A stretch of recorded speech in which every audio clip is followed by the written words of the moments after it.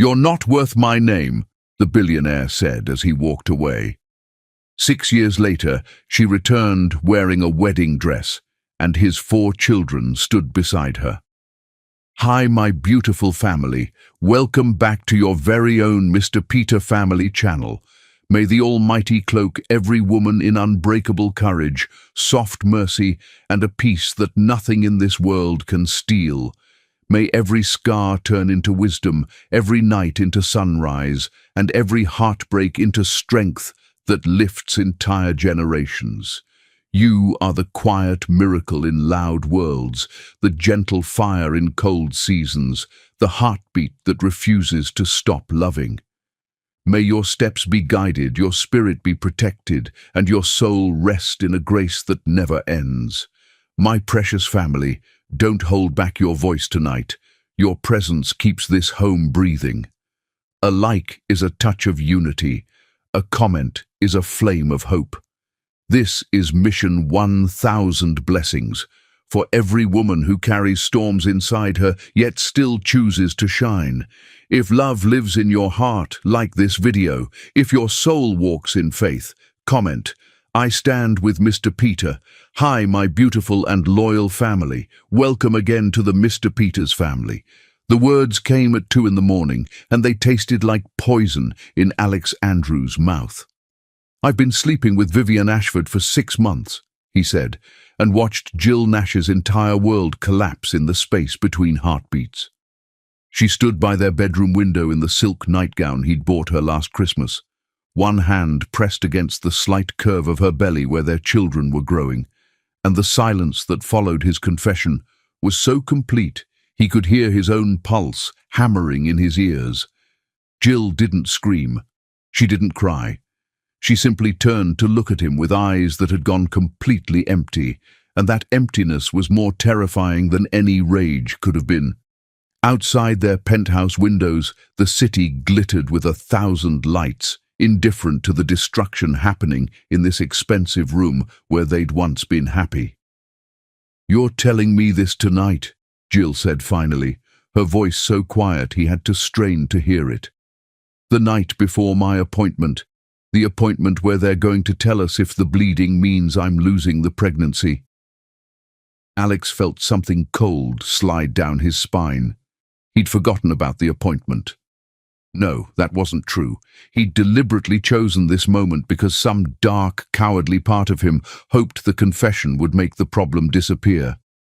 If she lost the pregnancy, he wouldn't have to be a father. If she left him, he wouldn't have to face what he'd become. "Are you telling me this because you want me to lose them?" Jill asked, and the question hung in the air like smoke from a funeral pyre. Alex opened his mouth to deny it, but his face must have betrayed him because Jill made a sound that wasn't quite a laugh and wasn't quite a sob. She moved to the closet with mechanical precision, pulling out a single suitcase, and began packing with hands that trembled so badly she dropped things twice. A shirt, her favorite book, the photograph from their trip to the coast where they'd talked about baby names and imagined a future that now lay shattered at their feet. "Jill, wait," Alex said, but the words were pathetic even to his own ears. "We can talk about this. We can figure something out." She stopped packing and looked at him with an expression he'd never seen before, something ancient and weary and utterly done. "You had 6 months to figure something out," she said. 6 months while you were fucking another man's wife. 6 months while I was terrified I was losing our babies and you were too busy destroying us to care." The truth of it hit him like a physical blow. She'd been bleeding for weeks, calling him at work with fear in her voice, and he'd been annoyed by the interruptions. She'd asked him to come to doctor's appointments, and he'd sent flowers instead. She'd needed him, and he'd chosen Vivian's bed over their life together. "I loved you enough to build everything with you," Jill said, closing the suitcase with a decisive snap. "And you loved yourself too much to let me." She pulled off her engagement ring and set it on the dresser with a small metallic sound that seemed to echo forever. Next to it, she placed the ultrasound picture they'd received last week, the one that showed 3 tiny forms floating in darkness, 3 heartbeats that the technician had called miraculous. "There are 3 of them," Jill said, touching the image with one finger. 3 babies who need a father strong enough to love them. You're not that man. You're not even close.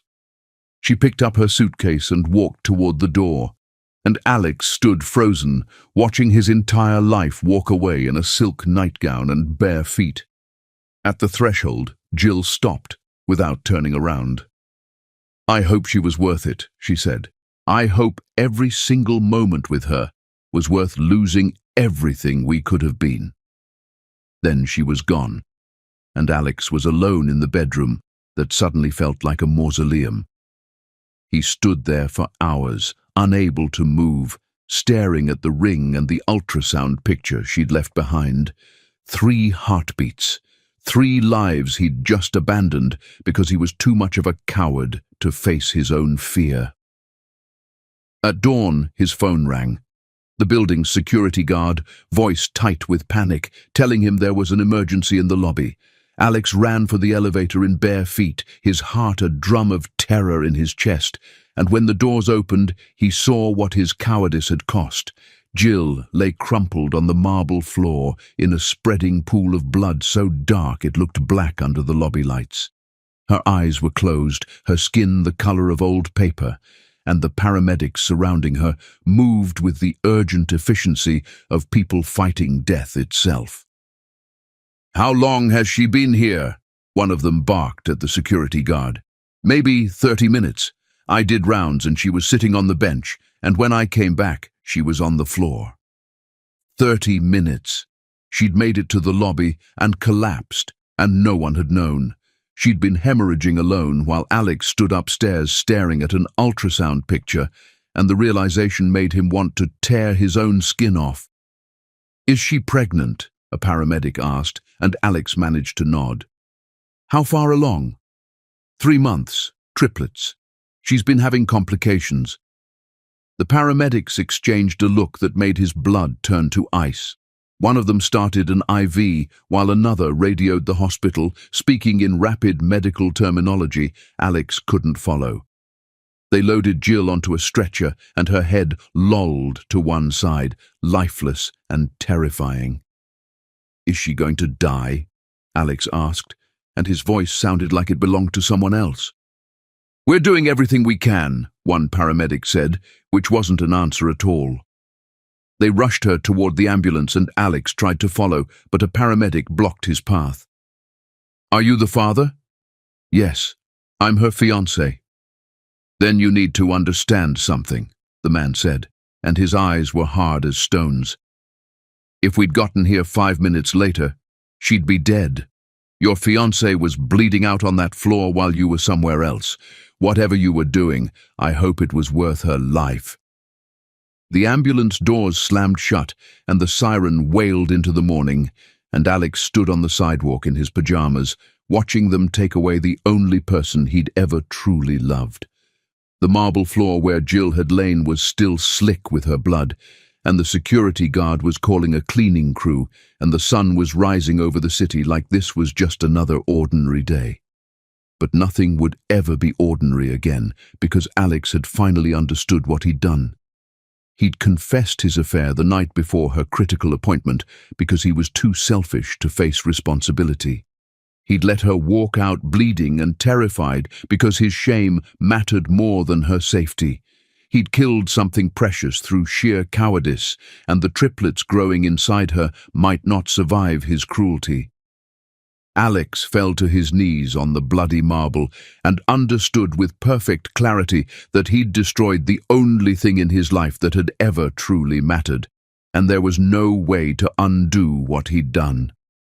The morning sun climbed higher, indifferent and merciless, and somewhere in an ambulance racing toward the hospital, Jill Nash fought for her life and the lives of 3 children whose father had already abandoned them before they even had the chance to be born. Chapter 2. The Hospital and the Vanishing. The waiting room smelled like disinfectant and fear, and Alex had been sitting in the same plastic chair for 18 hours. His hands were still stained with Jill's blood from where he'd touched the marble floor in the lobby, brown crescents under his fingernails that he couldn't seem to scrub away no matter how many times he washed them in the bathroom sink. The clock on the wall showed it was past midnight now, moving into a new day that Jill might not live to see, and every minute felt like drowning. The emergency room doors burst open, and Jill's family arrived like an avenging army. Her father Marcus saw Alex first, and the rage that crossed his face was so pure and terrible that 2 security guards materialized from nowhere to intercept him before he could reach the chairs where Alex sat. "You son of a bitch!" Marcus roared, straining against the guards holding his arms. "My daughter could be dying because of you. She came to you bleeding and terrified, and you threw her out in the middle of the night. What kind of monster does that to a pregnant woman?" Jill's mother, Rachel, was quieter but somehow worse. She walked up to Alex with the measured calm of someone who'd already decided exactly what she wanted to say, and when she spoke, her voice could have cut glass. "If Jill survives this, you will never see her again," Rachel said. "We will make sure of that. You will not be in the delivery room. You will not hold those babies. You will not get to play father after abandoning them when she needed you most. Do you understand me?" Alex tried to speak, but his throat had closed completely. He nodded, and Rachel's lip curled with disgust. "Good. Now get out of this waiting room before I let Marcus do what he's been wanting to do since we got the call." A nurse appeared before Alex could move, looking exhausted and grim. "Family of Jill Nash?" They all turned as one, and the nurse's expression made Alex's heart stop. "She's alive," the nurse said first, and the relief was so overwhelming, Alex thought he might pass out. "But it's complicated. Jill went into premature labor. The babies were delivered by emergency cesarean section about an hour ago." "How early?" Rachel's voice shook. 22 weeks. They're at the absolute edge of viability. We have 3 extremely premature infants in the NICU right now, and I need you to understand that their chances of survival are very low." The words hit like bullets. 22 weeks, barely past halfway through pregnancy. Alex had seen pictures of what babies looked like at that gestation, tiny and translucent and impossibly fragile, and the thought of 3 of them fighting for life made him want to scream. "What are their weights?" Marcus asked, and his voice had aged a decade in the last minute. "Baby A is 1 pound 2 ounces, baby B is 1 pound even, baby C is 1 pound 3 ounces. They're all on ventilators and receiving intensive support. 1 pound. A pound of flesh that was supposed to become a person. 3 tiny beings who weren't supposed to exist in the world yet, forced into life too early because their father had destroyed their mother's ability to keep them safe." "Can we see them?" Rachel asked. "Soon. They're being stabilized now. But I need to tell you that baby A stopped breathing twice in the first 30 minutes. We revived him both times, but his lungs are severely underdeveloped. Baby B has a heart murmur and possible brain bleeding that we're monitoring. Baby C is the strongest of the 3, but she still has less than a 50% chance of making it through the week. The numbers were clinical and devastating." Alex tried to calculate survival rates and stopped himself because the math felt obscene. These weren't statistics. They were his children, and they were dying. "What about Jill?" Alex managed to ask, and every member of her family turned to look at him like he'd just committed an unforgivable sin by speaking. The nurse consulted her chart. "Jill lost an extreme amount of blood during the cesarean. She required multiple transfusions and will need months of recovery. The hemorrhaging was caused by placental abruption, likely triggered by severe stress and the physical trauma of the bleeding that started before she was brought in." Stress, physical trauma, medical words for what Alex had done to her. "She's asking not to see anyone right now except her parents," the nurse continued, looking directly at Alex. "Those are her explicit wishes and we're respecting them. Marcus smiled, and it was the cruelest expression Alex had ever seen. "You heard her. Get out." Alex wanted to argue, to demand his rights as the father, but the words died in his throat. He had no rights. He'd surrendered them when he confessed his affair and let Jill walk out bleeding into the night. He'd surrendered them when he chose Vivian over the woman carrying his children. He'd surrendered them when he was too much of a coward to face what he'd done until it was almost too late. He left the hospital and drove home in a daze, and when he walked into the penthouse, the silence was suffocating. Jill's ring still sat on the dresser next to the ultrasound picture, and Alex picked up the image with shaking hands. 3 tiny forms that were now 3 impossibly small humans fighting for their lives in plastic boxes, connected to machines that breathed for them because they couldn't breathe on their own. The hospital bills started arriving within days, astronomical numbers that made his vision blur. The NICU alone cost thousands per day per baby, and there were 3 of them. The surgery, the transfusions, the specialists. The numbers climbed higher every time a new statement appeared, and Alex paid them all immediately, desperate to do something, anything that might make up for what he'd done. But 2 weeks later, every check he'd sent was returned with a letter from Jill's lawyer. She wanted nothing from him, no money, no contact, nothing. The lawyer's letter was brief and devastating. "Ms. Nash wishes to inform you that she's recovering and the triplets are alive. That is all you are entitled to know." Alex hired investigators to find her, but Jill had vanished. She'd resigned from her job via email. Her apartment had been sublet. Her phone number was disconnected. Her social media accounts were deleted. It was like she'd been erased from existence, taking his children with her into a void he couldn't penetrate. The divorce papers arrived on a Tuesday morning, delivered by a process server who handed them over with professional indifference. Inside was a single handwritten note on hospital stationery, and Alex recognized Jill's handwriting, even though it looked shaky and weak. "The triplets are alive. That's all you deserve to know." 7 words that confirmed his children had survived, and he would never meet them. 7 words that meant Jill was alive, but lost to him forever. 7 words that were both a mercy and a curse. Alex tried to pay the medical bills again and again, but every check was returned. He tried to send money through her lawyer and was told to stop contacting the firm. He tried everything except the one thing that might have mattered, which was going back in time and being the man Jill had needed him to be. At night, he dreamed about 3 tiny beings in plastic boxes, fighting to live, despite having a father who'd already given up on them.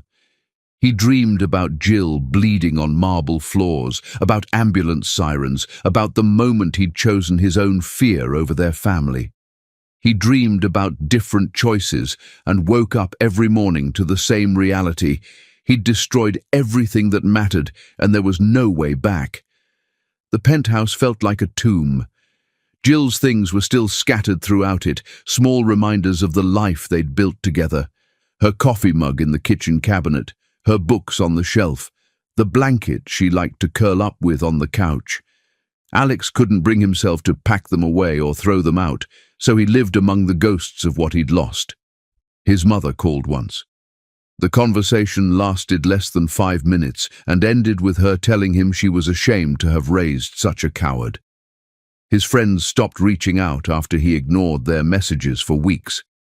His business partner demanded his resignation after discovering the affair with his wife. Alex's world contracted until it was just him and his guilt, and the knowledge that somewhere out there, Jill was raising 3 children alone because he'd been too selfish to be what they needed. The divorce was finalized without him ever seeing Jill again. The papers arrived, he signed them, and it was done. 5 years of love destroyed in 6 months of selfishness ended with a signature on a legal document that severed every tie except the 3 tiny humans he'd never met. On the day the divorce became final, Alex stood in the empty penthouse holding the ultrasound picture that Jill had left behind. 3 heartbeats that had become 3 lives he'd never know. 3 children who would grow up without him because he'd chosen fear over love.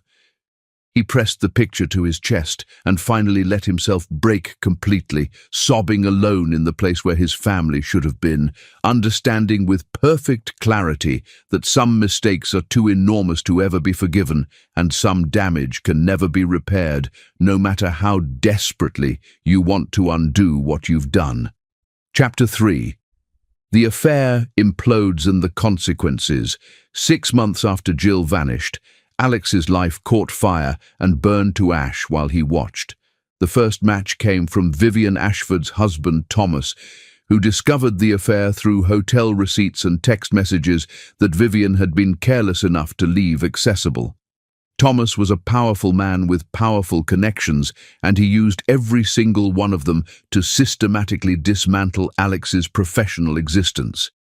Business deals that had been handshakes away from closing suddenly evaporated. Partners who'd worked with Alex for years quietly severed ties.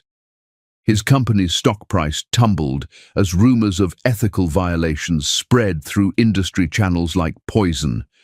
But Thomas wasn't satisfied with professional destruction. He wanted blood. The second match came in the form of Vivian herself, who appeared at Alex's office with a lawyer and accusations that made his blood run cold. She claimed Alex had pursued her aggressively, that she'd tried to end the affair multiple times, that he'd threatened her career and her marriage if she didn't continue seeing him. The allegations were lies, wrapped in just enough truth to be plausible, and her lawyer made it clear they were prepared to file a harassment lawsuit that would finish whatever remained of Alex's reputation. Alex sat across from them in his office and saw Vivian clearly for the first time. She wasn't the passionate escape he'd convinced himself she was during those 6 months of hotel rooms and stolen afternoons. She was a bored woman who'd wanted to blow up her marriage and needed someone reckless enough to be her weapon of choice. He'd been convenient, nothing more, and now she was using him one final time to position herself as the victim in her own divorce. "You're lying," Alex said, his voice flat and exhausted. Vivian's smile was small and sharp. "Prove it." She left with her lawyer, and Alex knew he couldn't fight her. Even if he won, the lawsuit would drag on for months, generating headlines that would destroy what little remained of his business. He settled quietly, paying an amount that made his accountant physically wince just to make Vivian disappear from his life. The third match came from his own mother. Margaret Andrews appeared at his apartment unannounced on a Saturday morning, and the look on her face when Alex opened the door made him want to close it again immediately. She walked past him without greeting, surveyed the mess of his living space, and turned to face him with an expression he'd never seen before. "Your father would be ashamed of you," she said, and the words hit harder than any physical blow could have. "Mom, No." Her voice cut through his attempt at explanation like a knife. "You don't get to talk yet. You get to listen." Margaret sat on the couch that Jill had picked out 3 years ago, and Alex remained standing, unable to move. "I went to the hospital after Jill disappeared," Margaret said. "I wanted to see my grandchildren. Do you know what I found? 3 babies in plastic boxes, each one small enough to fit in my hand, covered in tubes and wires and fighting just to breathe. The nurses told me they'd been born at 22 weeks because their mother had gone into premature labor from stress and trauma. They told me Jill had nearly died on the operating table. They told me she'd spent every single day sitting by those incubators for months, watching her babies struggle to survive, completely alone because the man who was supposed to love her had thrown her away like garbage." Alex felt something break inside his chest. "I tried to pay the medical bills. I tried to help." "You tried to buy your guilt away," Margaret said, and her contempt was absolute. You thought money could fix what you'd done, but those babies didn't need your money. They needed their father, and Jill didn't need your checks. She needed the man she'd trusted to build a life with, the man who was supposed to protect her when she was most vulnerable. I made a mistake, Alex managed to say, and the words sounded pathetic even to his own ears. A mistake is forgetting an anniversary or saying something thoughtless, Margaret said. What you did was a choice.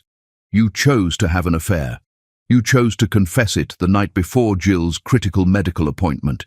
You chose to let her walk out of your apartment while she was hemorrhaging. Every single step of the way, you chose yourself over them. She stood and walked to where Alex stood frozen, and when she looked at him, he saw that her eyes were wet with tears she refused to let fall. I went to Jill's family and apologized for raising a son who could abandon his pregnant partner and his children, Margaret said quietly. They told me everything. How Jill spent 4 months living in a tiny room at the hospital because the babies couldn't be moved. How she sold her car and her jewelry to pay bills that insurance wouldn't cover. How she pumped breast milk every 2 hours and sang to babies who might not survive the night.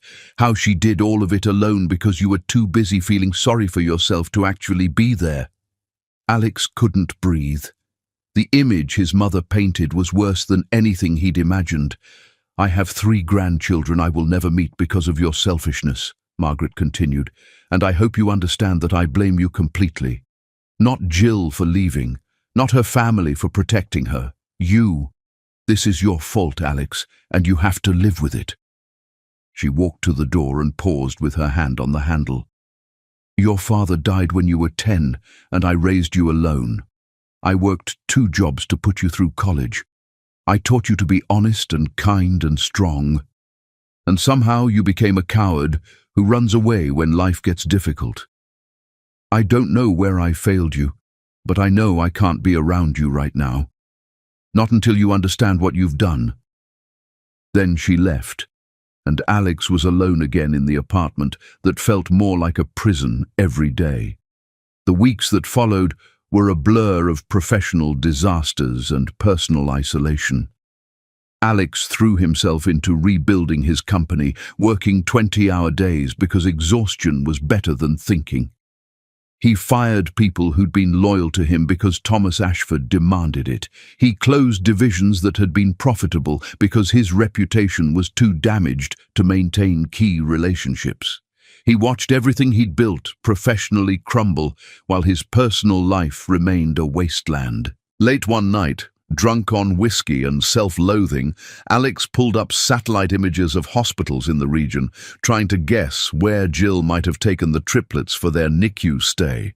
He knew it was pathetic, but he couldn't stop himself from searching for any trace of the family he'd lost. Then Vivienne appeared at his apartment door. She was drunk too, her perfect hair disheveled, her makeup smeared, and when Alex opened the door, she pushed past him into the apartment without asking permission. I lied, she said, laughing in a way that sounded more like crying. About the harassment, about you pursuing me, all of it. Alex stared at her, unable to process what he was hearing. I needed someone to destroy my marriage, Vivienne continued, pouring herself whiskey from his bar. Thomas was too perfect, too controlled, too fucking boring. I wanted chaos. I wanted to blow everything up and start over. And you were so obvious, Alex. So desperately afraid of being a father, so easy to manipulate. All I had to do was flirt a little and you came running. The truth of it settled over Alex like a blanket of ice. He hadn't been special to her. He'd been a tool she'd used to demolish her own life, and he'd been stupid enough to let himself be used. Why are you telling me this? He asked. Vivienne drank the whiskey in one swallow and set the glass down hard enough that it cracked. Because I won. I got everything I wanted. I'm divorcing Thomas and taking half his fortune. I'm moving to Paris. I'm free. And you're here alone, having lost everything that actually mattered for an affair that meant absolutely nothing. She walked to the door, then turned back with a smile that was all edges. I saw the tabloid photos, you know. of your ex-girlfriend leaving some hospital with triplets. 3 babies who survived against impossible odds. That could have been yours. That could have been your family. But instead, you chose me. And I was never worth choosing." Vivian left, and Alex stood in his destroyed apartment, understanding with perfect clarity how thoroughly he'd been played. He'd thrown away Jill and their children for a woman who'd been using him as a weapon in her own private war, and now he had nothing while Vivian sailed off to her next adventure, completely unscathed. Alex walked to the bathroom and stared at himself in the mirror. The man looking back was a stranger, hollow-eyed and defeated, someone who'd made choice after choice that led him further from everything good until he'd ended up here, alone and despised, with nothing but his guilt and his regrets, and the knowledge that he'd destroyed the only people who'd ever truly loved him. He thought about his mother's words, about being a coward, about choosing himself at every turn, and he understood that she was right. He'd been so afraid of being trapped by fatherhood that he'd chosen to be nothing at all, and nothing was all he had left. The reflection in the mirror looked back at him with empty eyes, and Alex finally admitted to himself what he'd known since that morning in the hospital lobby. He'd killed the best parts of himself the night he confessed his affair to Jill, and there was no resurrection possible for someone who'd destroyed everything worth saving. Chapter 4. Jill's Resurrection and the Triplets. Marlo stood by Jill's bed at dawn with her small hand on her mother's shoulder, and her voice was worried when she whispered, "Mommy, Bryony is crying again about the monster dream."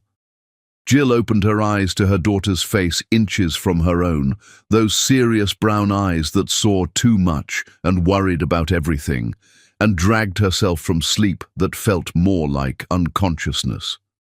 Her body ached the way it always did now, a permanent exhaustion that had settled into her bones during those months in the hospital and never fully left.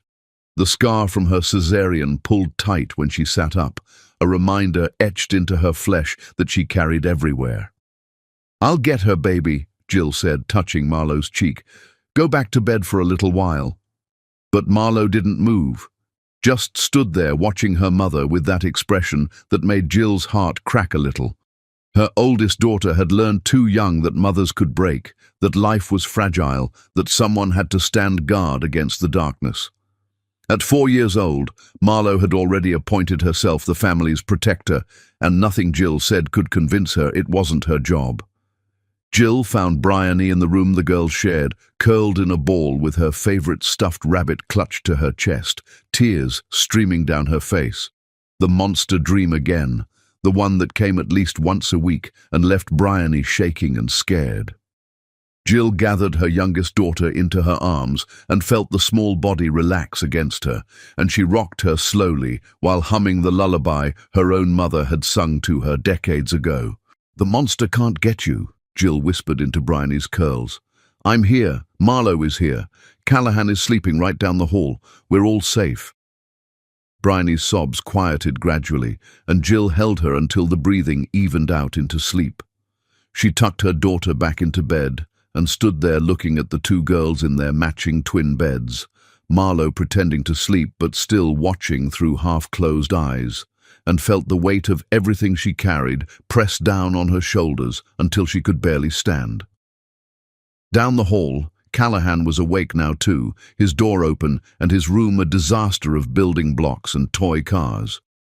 He looked up when Jill appeared in the doorway, and his grin was pure sunshine despite the early hour. "Mom, look," he said, pointing to an elaborate structure he'd apparently been working on since waking. "It's a castle with a bridge that moves. Want to see?"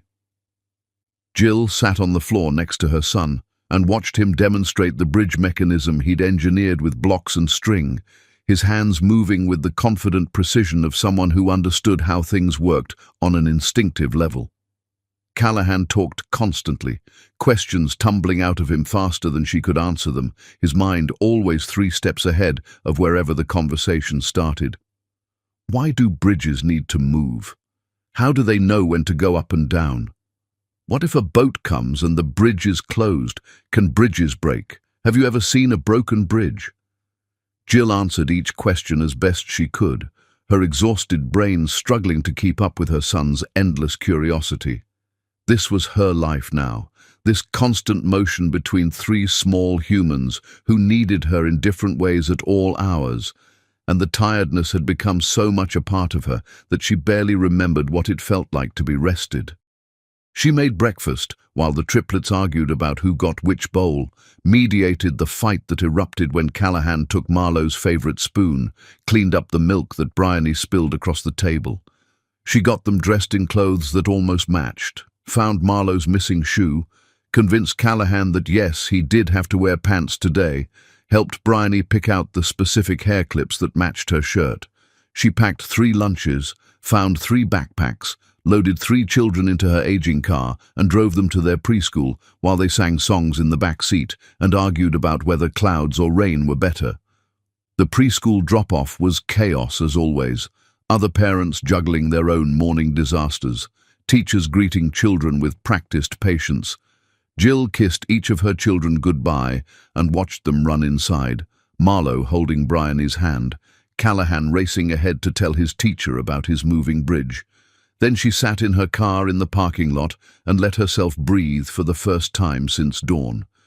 She had 3 hours until pickup, 3 hours to work on the consulting projects that paid their bills, to answer emails and review proposals and design marketing strategies for clients who had no idea she was doing it all from her kitchen table while wearing yesterday's shirt. 3 hours to be Jill the professional instead of Jill the mother, though both versions of herself were equally exhausted. Back at the townhouse that was too small but all she could afford, Jill made coffee and opened her laptop and tried to focus on the brand analysis she needed to finish by tomorrow. But her mind kept drifting to the stack of medical bills on the counter, the ones she was still paying off in tiny increments that barely made a dent. The bills from the 4 months her babies had spent in the NICU, from the cesarean that had saved her life, from the follow-up appointments and specialists and medications that had kept all 4 of them alive. She'd sold everything. Her car had been replaced with this barely functioning sedan someone from her support group had sold her for almost nothing. Her jewelry was gone, pawned during those desperate months when she'd had no income and 3 premature babies who needed her completely. Her savings had evaporated, her credit cards had maxed out, and she'd filed for bankruptcy in the first year because there was simply no other option. But they'd survived. Against every odd the doctors had given her, all 3 babies had lived. They'd spent months in plastic boxes being sustained by machines, and Jill had spent months living in a tiny room at the hospital, pumping breast milk every 2 hours and singing to them through incubator walls and begging them to stay alive. She'd learned more about neonatal medicine than she'd ever wanted to know. She'd memorized the sound of monitors and alarms. She'd held her babies during kangaroo care sessions and felt their tiny hearts beating against her chest and known that if they died, she'd die too. But they hadn't died. They'd fought their way to survival with a fierceness that still amazed her. By month 4, all 3 had been strong enough to go home, and Jill had carried them out of that hospital with a joy so overwhelming it had felt like drowning in light. The years since had been survival of a different kind. Learning to navigate single motherhood with 3 children who'd needed her completely, finding freelance work she could do from home, building a life from absolute zero with nothing but determination and coffee and the kind of bone-deep, stubborn refusal to give up that she hadn't known she possessed until circumstances demanded it. Her phone buzzed with a text from Kendra, her friend from the single mothers support group. "Coffee today? I'll bring the good stuff." Jill smiled and texted back a yes, grateful for the friendship that had become her lifeline. The support group had saved her in those early days when she'd felt like she was drowning. Meeting other women who understood what it meant to do this alone, to carry the full weight of parenthood without backup, had made her feel less isolated in her struggle. At preschool pickup, Marlowe's teacher asked to speak with her privately. They stood outside the classroom while the children played, and the teacher's expression was gentle but concerned. "Marlo is incredibly bright," the teacher said. "She's reading at levels far above her age, but I'm worried about her anxiety. She told me today that her job is to make sure you don't get sad like you used to be." The words hit Jill like a punch to the stomach. Her 4-year-old daughter had appointed herself guardian of her mother's emotional state, and Jill hadn't even realized how much Marlo had been carrying. "I'll talk to her," Jill managed to say, fighting back tears. In the car, Marlo sat quietly while her siblings chattered, and Jill watched her in the rearview mirror and saw the weight her daughter carried in the set of her small shoulders. That night, after the other two were asleep, Jill sat on Marlo's bed and tried to find words for something she didn't know how to explain. "Baby, it's not your job to take care of me," Jill said, brushing hair back from Marlo's serious face. "I'm the mom. Taking care of you is my job, not the other way around." "But you get sad sometimes," Marlo said, and her voice was so small. "I see you cry when you think we're asleep. I don't want you to be sad." Jill pulled her daughter close and felt tears she'd been holding back for months finally escape. "I do get sad sometimes," she admitted. "But that's not your fault, and it's not your responsibility to fix. I have grown-up friends who help me with the sad feelings. Your job is just to be 4 years old and let me worry about everything else." Marlo was quiet for a long moment, then whispered, "Do you get sad about our dad?" The question hung in the air, and Jill realized they'd reached the moment she'd been avoiding since the day they were born. Her children were old enough to understand they had a father who wasn't here, and Marlo was brave enough to ask why. "Sometimes," Jill said honestly. "But mostly I'm not sad anymore. Mostly I'm grateful that I have you and Callahan and Bryony, and that we're all healthy and safe and together." "Do we have a dad?" Marlo asked, and her eyes were steady on Jill's face. "You do," Jill said. "But he couldn't be what you needed him to be, so it's just us. And that's okay. We're enough." Marlo considered this, then nodded with the seriousness of someone much older. "We are enough," she agreed. Then, quieter, "But I still worry about you." "I know, baby," Jill said, kissing her daughter's forehead. "But I'm tougher than I look, I promise." Later, after Marlo finally slept, Jill stood in her tiny kitchen and opened an email that had arrived while she was doing bedtime. An invitation to speak at a major marketing conference in New York, a professional opportunity that could change her career trajectory completely. The kind of chance she couldn't afford to pass up, even though going back to New York meant returning to the city where everything had fallen apart. She stared at the email for a long time, weighing opportunity against fear, ambition against trauma. Then she typed her acceptance and hit send before she could change her mind. She'd survived premature labor, months in the NICU, bankruptcy, and single parenthood with 3 small children. She could survive New York for a few days. That night she dreamed about the hospital again, the way she still did sometimes. The sound of monitors, the feeling of holding impossibly tiny babies through incubator ports, the exhaustion that had been absolute.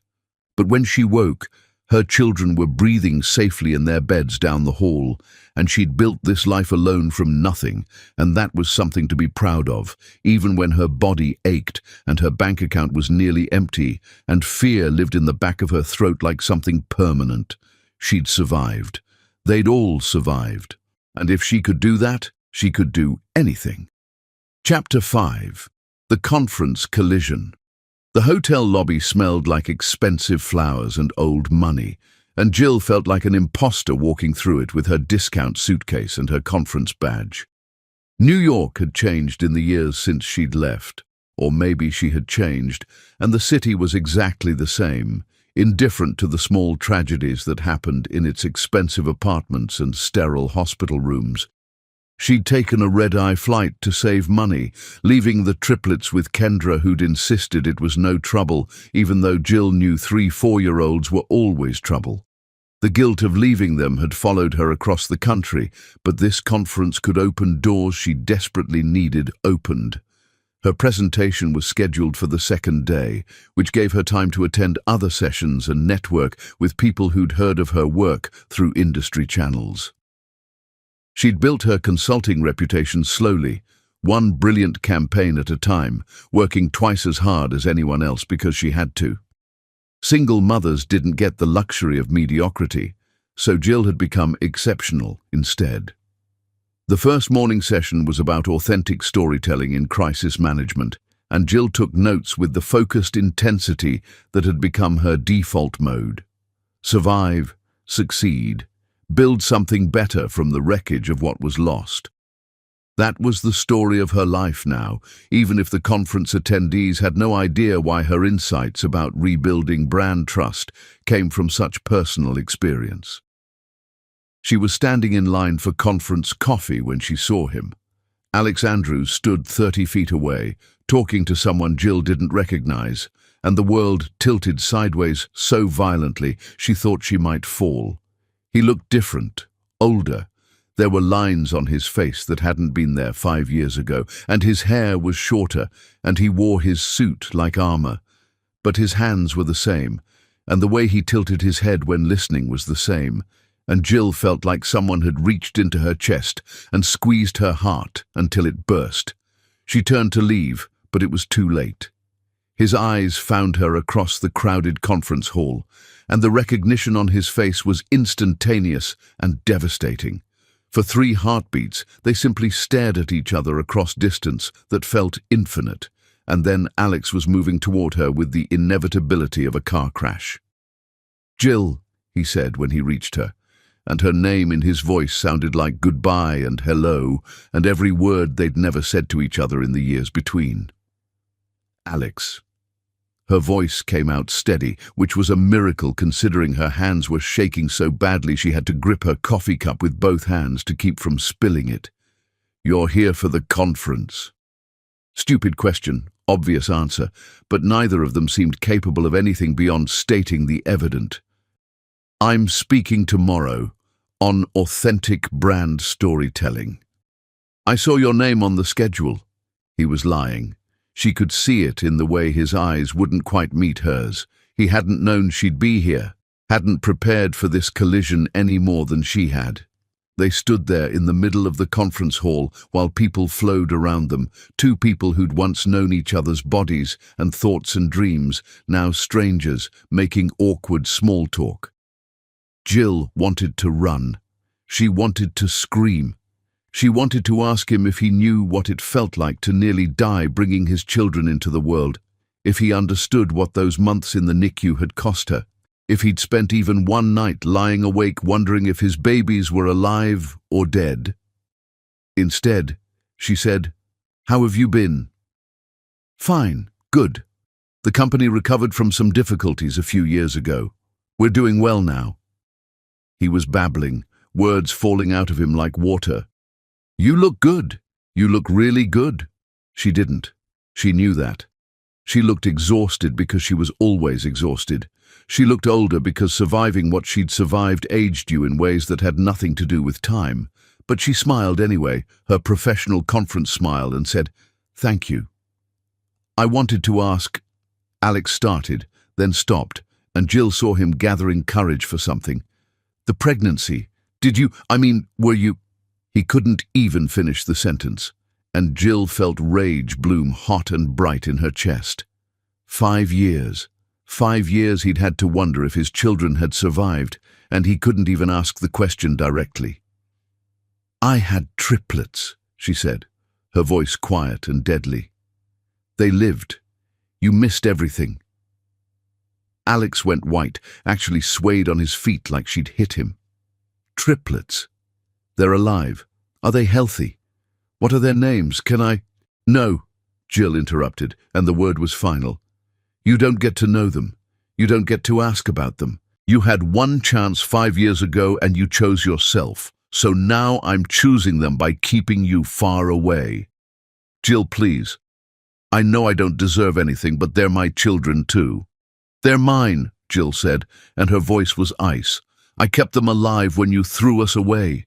I held them through every procedure and every terrifying night when the doctors thought they wouldn't make it. I've been their entire world since the moment they were born, and you're just a man who fucked his business partner's wife instead of showing up for the people who needed you." People were starting to stare. Jill realized they'd gotten louder, that her careful professional mask had slipped, and she forced herself to lower her voice, even though everything inside her was screaming. "I survived," she said. "That's what you should know. I survived the hemorrhaging you caused. I survived watching my babies fight for life in plastic boxes. I survived bankruptcy and debt and rebuilding my entire existence from zero. I survived all of it without you because I had to, and now I don't need you." She turned to walk away, and Alex grabbed her arm, not hard but enough to stop her, and Jill reacted on instinct. Her palm connected with his face in a slap that echoed through the conference hall, and for one perfect moment, the shock on his face made her feel something close to satisfaction. "Don't touch me," she said quietly. "You lost that right the night you confessed your affair and let me walk out bleeding. You don't get to touch me. You don't get to know my children. You don't get anything." She walked away while Alex stood frozen with one hand pressed to his reddening cheek, and she made it to the hotel elevator before her knees gave out. She rode up to her floor in a daze, made it to her room, locked the door behind her, and then finally let herself break completely. The sobs came from somewhere deep and primal, 5 years of survival and strength cracking open to reveal all the pain she'd buried underneath. She'd seen him, she'd spoken to him, she'd told him the triplets were alive, and watched his face crumble with the knowledge of everything he'd lost. And it should have felt like victory, but instead, it just felt like ripping open old wounds that had never properly healed. Her phone rang. Kendra's name on the screen. "How's it going?" Kendra asked, and her voice was so normal that Jill almost started crying again. "I saw him," Jill managed to say. "Alex, he's here at the conference." The silence on the other end was heavy. Then, "Do you need me to come get you? I can put the kids in the car right now." No, I have to do my presentation tomorrow. This is too important professionally." "Okay, but Jill, you don't owe him anything. Not explanations, not access to your children, nothing. You survived what he did to you, and that's enough." After they hung up, Jill stood in the hotel bathroom and looked at herself in the mirror. Her eyes were red from crying, her professional facade completely destroyed, but underneath it she could see the woman she'd become. Harder, stronger. Someone who'd walked through fire and come out forged into something that couldn't be broken again. She'd told Alex the triplets were alive. She'd told him he'd lost them forever, and tomorrow she'd give her presentation on surviving crisis and rebuilding trust, and every single word would be true, even if the audience never knew she was really talking about her own life. That night, she lay in the hotel bed and thought about 3 car seats back in Portland, about Marlowe's worried eyes and Callahan's endless questions and Bryony's monster dreams. She thought about bedtime stories and breakfast chaos and the tiny townhouse that was barely big enough but was home.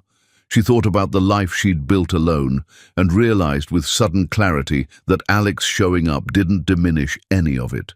She'd survived him once. She could survive seeing him again, and then she could go home to her children and continue being everything they needed, exactly the way she'd been doing for 5 years without him. Tomorrow she'd stand on that conference stage and teach a room full of professionals how to rebuild after crisis. And she'd do it knowing that she was the proof that survival was possible, that starting over could lead somewhere beautiful, and that the people who abandoned you didn't get to come back and claim the life you built in their absence. Outside her window, New York glittered with 10,000 lights, indifferent to small dramas and large tragedies alike. But Jill had learned that cities didn't care about people's pain. Only people did. And she had 3 small people back home who loved her not despite her scars, but because of everything she'd survived to keep them safe. That was enough. That was more than enough. That was everything. Chapter 6. The obsession begins. Alex couldn't breathe properly for 3 days after seeing Jill at the conference, like someone had reached into his chest and crushed his lungs between their fingers. Triplets. The word echoed through his mind during meetings he couldn't focus on, through dinners he couldn't taste, through nights he couldn't sleep. 3 children were alive somewhere, carrying his DNA and Jill's strength, and he was a ghost in their existence. They didn't know his name. They'd never seen his face. He'd missed 5 years of their lives because he'd been too much of a coward to face what he'd done. The obsession started small. Alex hired an investigator named Marcus Chen, who specialized in discreet inquiries and hated himself even while writing the check. He was becoming the kind of man who stalked his ex-partner through hired proxies, and the self-loathing was thick enough to choke on. The investigator's report arrived within a week, and Alex read it with shaking hands in his sterile penthouse office. Jill lived in Portland now, in a modest townhouse in a neighborhood the report described as working class but safe. She ran a consulting business from home, working with mid-sized companies on brand positioning and crisis management. Her client list was impressive, her reputation growing steadily through word-of-mouth referrals. She was good at what she did because she'd learned crisis management by living through it. The triplets attended a preschool 3 blocks from their house. Their names were listed in the report: Marlowe, Callahan, and Bryony. Alex traced the letters with one finger, saying the names aloud in his empty apartment, testing how they felt in his mouth. His children had names he'd never spoken until this moment. The report included photographs, grainy shots taken from a distance that made Alex feel like the worst kind of predator. 3 small figures playing in a yard, too far away to see details, but close enough to confirm they existed. Jill loading them into a car, her face tired but smiling. The 4 of them walking into the preschool together, Jill holding 2 small hands while a 3rd child ran ahead. Alex stared at those photos until his eyes burned, trying to extract personality from blurred images, trying to know his children through pixels on paper. It was impossible and pathetic, but he couldn't stop himself. The first trip to Portland was impulsive and stupid. Alex flew out on a Thursday, rented a car, and drove to the address in the report. He parked 3 houses down and waited, feeling like a criminal, watching for any sign of the family he'd lost. They emerged at afternoon, all 4 of them, and Alex's heart stopped completely. The children were real. Not abstractions in investigator reports or tiny beings in NICU incubators, but actual living humans walking in the world. One girl was serious and careful, holding Jill's hand tightly. A boy bounced ahead with boundless energy, turning back every few steps to say something that made Jill laugh. The other girl was twirling and singing, lost in her own world. Alex watched them walk to the park and followed at a distance that felt both too close and impossibly far. He found a bench obscured by trees and observed them play, trying to memorize everything. The way the serious girl helped the twirling one onto the swings. The way the boy built elaborate structures in the sandbox with intense focus. The way Jill watched all 3 with the vigilance of someone who knew how quickly safety could disappear. He went back to Portland the next week, and the week after that. He learned their routines with the dedication of an addict learning where to score. Preschool drop-off at 8:30, pick-up at 3, park visits on Tuesday and Thursday afternoons, grocery shopping on Saturday mornings. He collected details like someone dying of thirst, collecting raindrops, hoarding every glimpse of the life he wasn't part of. Then, on his 5th trip, everything changed. Alex was parked in his usual spot when Jill's front door burst open and chaos spilled out. Jill came out first, phone pressed to her ear, her face tight with stress. The boy was fighting with the serious girl in the yard, pushing her hard enough that she stumbled. The twirling girl was crying loudly about something Alex couldn't hear. Jill was trying to manage a work call while her children melted down simultaneously, and the overwhelm on her face was painful to witness. Then a man appeared from inside the house. Alex's entire body went rigid. The man was tall, black, probably around 40, and he moved through the chaos with calm efficiency that spoke of experience.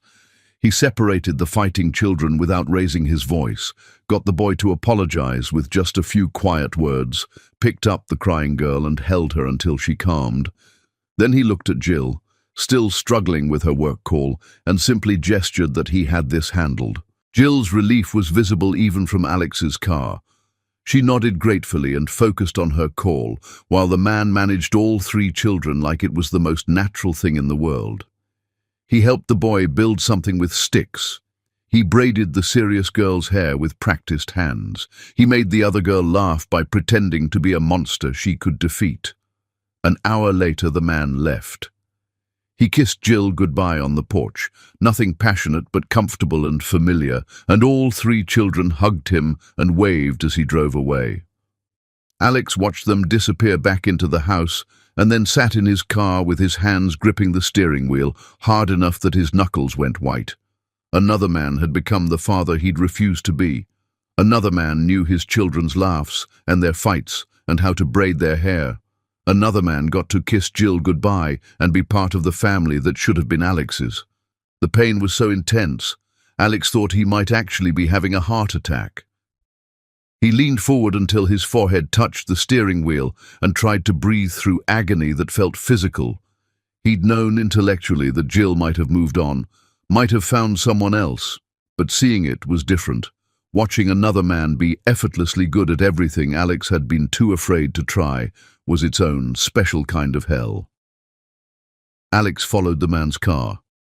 He knew it was insane even while doing it, but his hands turned the wheel and his foot pressed the gas, and he followed at a safe distance until the man pulled into a hospital parking lot.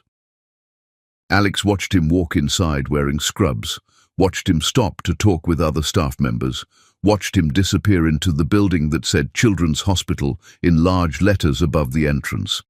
Back at his hotel, Alex searched the hospital's website until he found what he was looking for: Dr. Isaiah Whitmore, pediatric surgeon specializing in emergency procedures. There was a photograph, professional and serious, and Alex stared at the face of the man who'd replaced him in his children's lives. Isaiah Whitmore was everything Alex wasn't: present, reliable, unafraid. A doctor who saved children's lives for a living, who probably never ran away from responsibility, who clearly loved Jill and her children without reservation. He was, Alex realized with crushing clarity, exactly the kind of man those triplets deserved as a father. But they were Alex's children, his DNA, his blood, his responsibility that he'd abandoned but couldn't stop thinking about now that he knew they existed. The next day, Alex went to the hospital during lunch and positioned himself near the cafeteria entrance. Isaiah appeared right on schedule, and Alex watched him buy coffee and chat easily with colleagues. Someone mentioned a difficult surgery he'd performed, praising his steady hands and quick thinking. Someone else asked about his family, and Isaiah's smile when answering made Alex want to put his fist through a wall. "The kids are great," Isaiah said. "We're teaching the boy to ride a bike this weekend. His coordination is amazing for his age." "My son," Alex thought viciously. "That's my son you're teaching to ride a bike." But was he? What made someone a father? DNA or presence, biology or love? Alex had contributed genetic material, but Isaiah was the one showing up for bike lessons and bedtime and everything in between. Alex left the hospital feeling hollowed out and filled with a rage that had nowhere to go except inward. He drove back to Jill's neighborhood, even though he knew he shouldn't, even though it was becoming dangerous to be this obsessed. He parked in his usual spot and watched the house where his children lived, and tried to understand how his life had gone so catastrophically wrong. He'd chosen fear over love. He'd chosen himself over them. And now he was a stranger watching his own family through car windows while a better man lived the life Alex had destroyed. That night in his hotel room, Alex looked at himself in the bathroom mirror and barely recognized the person staring back. He'd become pathetic, obsessive, the kind of man who stalked his own children because he'd thrown away his right to know them openly. But he couldn't stop. The need to see them, to know them, to somehow be part of their existence, even from a distance, had become as necessary as breathing. He was drowning in his own guilt and regret, and watching them was the only thing that felt like being alive. His phone rang. His assistant, asking about meetings he'd been missing. Alex had been neglecting his company, cancelling appointments, letting everything slide while he obsessed over a family that didn't want him. He was destroying his professional life the same way he'd destroyed his personal life, and he couldn't seem to stop himself. "Reschedule everything," he told his assistant. "I'm staying in Portland another week." After hanging up, Alex pulled up the photos from the investigator's report again. Marlowe, Callahan, Bryony. 3 names he spoke like prayers. 3 children who would never know how desperately their biological father wanted to be part of their lives now that it was too late. He'd missed their births, their first breaths, their first words and first steps, and every first thing that mattered. He'd missed watching Jill survive the impossible and raise them alone. He'd missed everything because he'd been too afraid to face responsibility when it mattered. And now all he could do was watch from a distance and hate himself for being the kind of man who'd let something this precious slip through his fingers because he'd been too much of a coward to hold on when holding on got hard. Outside his hotel window, Portland stretched out under a grey sky, and somewhere in that city were 3 children who deserved so much better than a father who'd abandoned them before they were born and only wanted them now because they were already lost. Chapter 7. Isaiah's Truth. Isaiah Whitmore had been a pediatric surgeon for 12 years, and he'd learned to recognize the look of a mother holding on by her fingernails the moment Jill Nash walked through the ER doors carrying a tiny girl who was barely conscious. Bryony had been 2 years old then, small for her age because she'd been born desperately premature, and her appendix had burst sometime in the night before Jill realized something was seriously wrong. Isaiah took one look at the child's distended belly and the mother's terrified face and knew this was going to be a complicated surgery that needed to happen immediately. "I need you to trust me," he'd told Jill while nurses prepped Bryony for emergency surgery.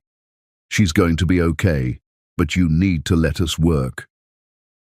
Jill had nodded, her face bloodless, and Isaiah saw something in her eyes that he'd recognize later as the look of someone who'd already survived too much and was being asked to survive more. He'd operated on Bryony with the focused precision that made him one of the best pediatric surgeons on the West Coast, removing the ruptured appendix and cleaning out the infection before it could spread further into her small body. When he came out to tell Jill the surgery was successful, he found her alone in the surgical waiting room at 3 in the morning, no partner beside her, no family to share the burden. She was crying silently into her hands, and when she looked up at him, the relief on her face was so overwhelming it hit him like a physical force. "She's going to be fine," Isaiah said, sitting in the chair next to her. "She'll need to stay in the hospital for observation, but she came through beautifully." "Thank you," Jill whispered. "Thank you so much." "Do you have someone coming to be with you?" Isaiah asked, looking around at the empty waiting room. "My friend is watching my other 2 children," Jill said. "I didn't want to wake them and bring them here for this." Other 2 children. Isaiah filed that information away and felt a surge of respect for this woman managing multiple kids alone during a medical crisis in the middle of the night. He checked on Bryony every day during her recovery, which wasn't unusual for surgeons with young patients, but also wasn't strictly necessary. He told himself he was just being thorough, monitoring for complications, but the truth was, he couldn't stop thinking about Jill's face in that waiting room, about her being alone when her daughter's life was at risk. During one of the follow-up visits, Jill brought all 3 children because childcare had fallen through. Isaiah met Marlowe and Callahan for the first time, two other impossibly small children who looked like they'd also been born too early, and watched how Jill managed all three of them with the exhausted competence of someone who'd been doing this alone for years. "You're doing an amazing job," he told her while examining Bryony's healing incision. Jill laughed, but there was no humor in it. "I'm barely surviving most days." "Surviving counts as success when you're doing it alone with three small children," Isaiah said, and meant it. After that appointment, Isaiah found reasons to check in. He called to see how Bryony's recovery was progressing. He sent follow-up care instructions that were more detailed than necessary. He offered to squeeze in extra appointments when Jill was worried about something.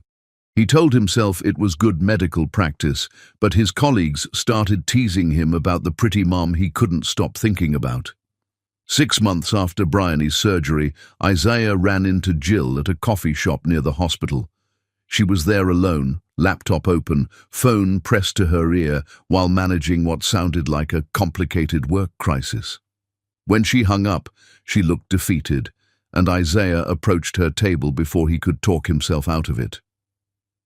"Mind if I sit?" he asked. Jill looked up, and recognition dawned, followed by a smile that made something in Isaiah's chest tighten pleasantly. "Dr. Whitmore."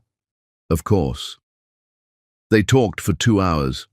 Isaiah learned that Jill was a brand consultant working from home, that the triplets had been born at 22 weeks and spent months in the NICU, that she was a single mother by circumstances she didn't elaborate on.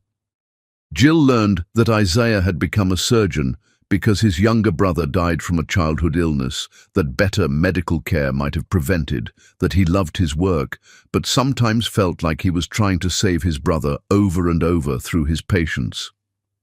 When they parted ways, Isaiah had Jill's phone number and a plan to take the triplets to the zoo the following Saturday if she needed a break. That first zoo trip was chaos in the best way. Marlowe asked him detailed questions about every animal's diet and habitat. Callahan wanted to climb into the exhibits to get closer to everything. Bryony made up elaborate stories about the animals' secret lives. Isaiah fell a little bit in love with all three of them, and a lot in love with Jill when she relaxed enough to actually enjoy herself, instead of just managing constant crisis. But Jill kept him at a careful distance for months. She let him help with the kids, but never asked for it. She accepted his offers to babysit, but always insisted on paying him back somehow. She was friendly, but never flirtatious, warm, but never intimate, and Isaiah understood that someone had hurt her badly enough that trust felt impossible. It took him a full year of showing up consistently before Jill let him take the children somewhere without her supervision. Another 6 months before she let him stay for dinner regularly. Another 3 months before she told him the full story of what happened with Alex, the affair and the confession and the hemorrhaging and the months of hell that followed. Isaiah listened without interrupting while Jill described surviving what should have killed her, raising 3 premature babies alone, rebuilding her entire life from bankruptcy and trauma. When she finished, her eyes were wet, but her voice was steady, and Isaiah understood that she wasn't looking for rescue or pity. She was just letting him see the truth of what she'd survived. "You're the strongest person I've ever met," Isaiah told her, and he meant it with everything in him. "I'm exhausted," Jill said. "That's different from strong." "It's not," Isaiah insisted. "You survived something impossible. You kept 3 babies alive when the odds were against you. You built a career and a home and a life from nothing. That's not exhaustion. That's strength that most people don't possess." Their first kiss happened 3 months later, after Jill had a panic attack triggered by a medical bill that sent her back to those months of hospital debt and terror. Isaiah held her through it, steady and solid, and when she finally calmed, she looked at him with something like wonder. "Why are you here?" she asked.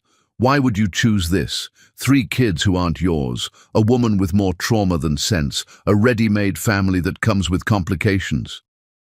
"Because I love you," Isaiah said simply. "I love Marlowe's brilliant mind, and Callahan's endless energy, and Bryony's imagination. I love how you fight for them every single day. I love that you survived hell and came out stronger. I love all of it, complications included."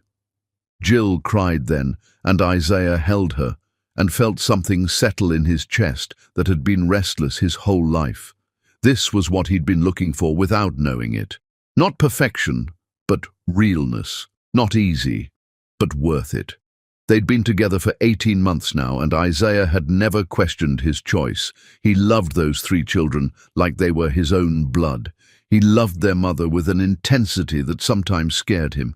He'd become part of their daily life so gradually that there wasn't a moment where things shifted, just a slow growing together until separation felt impossible. He proposed 6 months ago on a Tuesday evening after bedtime, nothing elaborate, just him and Jill sitting on her worn couch while exhaustion draped over both of them like a familiar blanket. "Marry me," he said, and Jill had looked at him with wide eyes. "Isaiah, I can't. What if something happens? What if I'm not capable of trusting someone enough to build a life with them? What if I'm too broken from what Alex did?" "You're not broken," Isaiah said firmly. "You survived. That's different. And I'm not asking you to trust perfectly. I'm asking you to try, knowing that I'll be here whether you're having a good day or a terrible one, whether the kids are angels or terrors, whether money is tight or comfortable.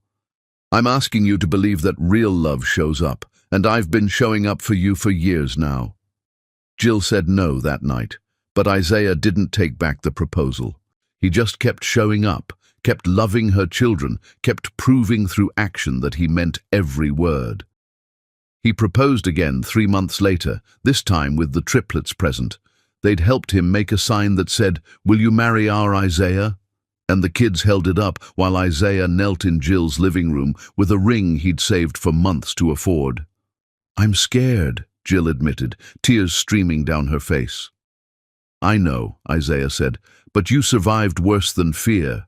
You can survive taking a chance on happiness." This time she said yes, and the triplets had cheered so loudly the neighbors probably heard, and Isaiah had held Jill while she cried and trembled and finally let herself believe that someone could love her without conditions. Now, planning a wedding that would happen in 6 months, Isaiah sometimes thought about the man who'd walked away from this family. Alex Andrews, the biological father who'd been too afraid of responsibility to stay when staying got hard.